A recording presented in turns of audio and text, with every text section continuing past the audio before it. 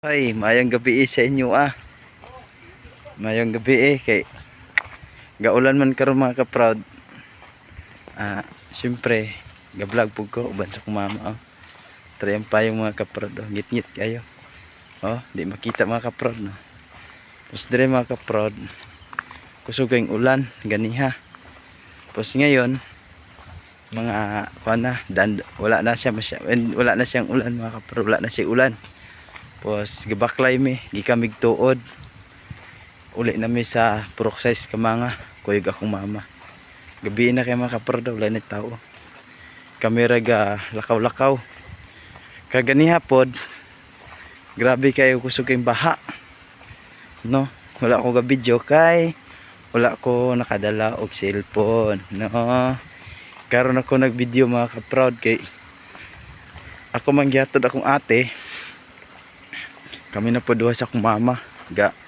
Lakaw tikaw-tikaw ming urasa, alas 6 na sa gabi no, kasama yung nanay ko. Tapos may bahay naman doon. Tapos doon no, malayo pa mga kaprod. Tapos siyempre magbuni-buni dyan mi sa akong mama kasama sa nanay ko. Tara akong mama diba?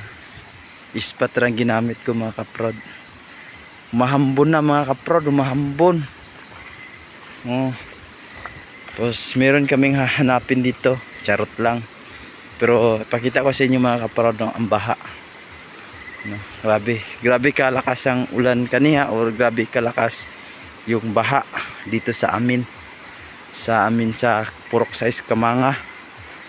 Tapos ako lang siyang i-vlog kay wala mo ko naka-video kaniha. Ngayon lang. Ito na daanan na. Diba? Daan sa tubig. Tubig yun. Tapos yung nanay ko, bro. No, ito na mga kaprod, grabe. Grabe ang lakas ng baha kaniha.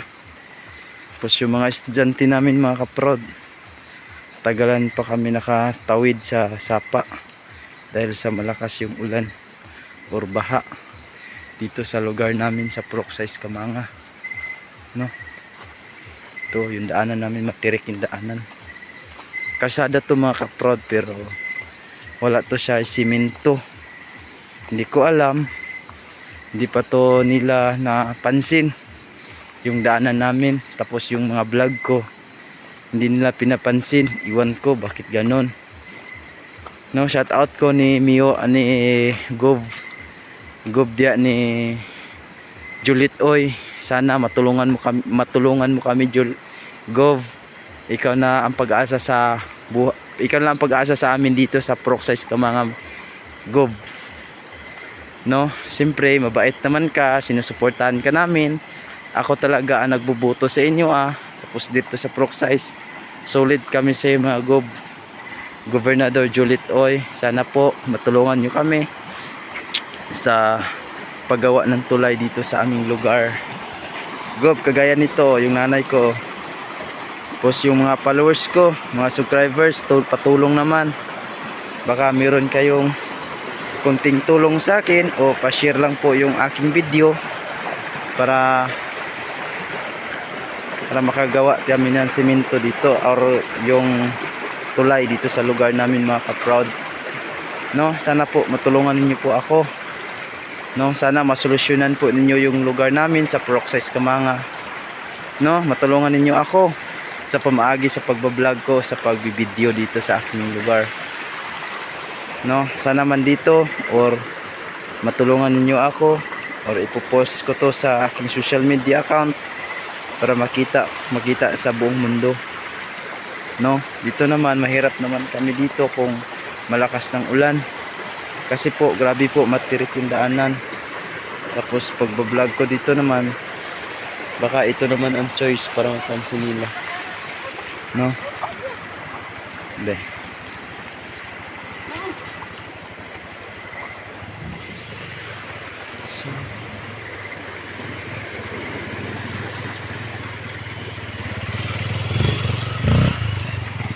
No, baka naman ayo dyan mga followers ko, mga subscribers sa aking social media, YouTube channel. Baka naman na matulungan ninyo ako dito sa aming lugar.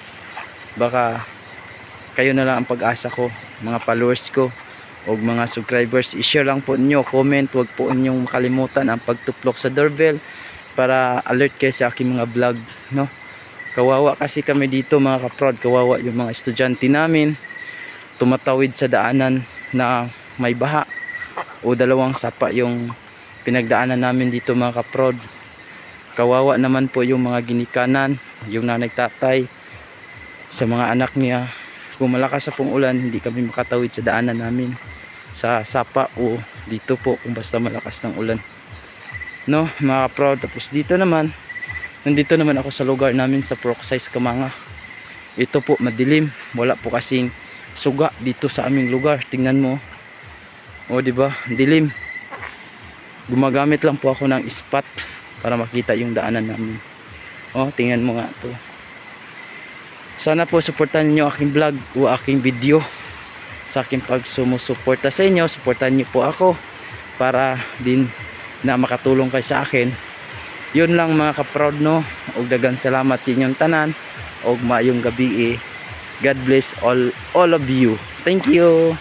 Maraming salamat po sa inyong lahat. Thank you mga kaproud. Suportahan niyo po ako. Huwag po niyo makalimutan ang pagtuplok sa doorbell para alert po kayo sa akin. Yun lang. Daghang salamat. Maayong gabi.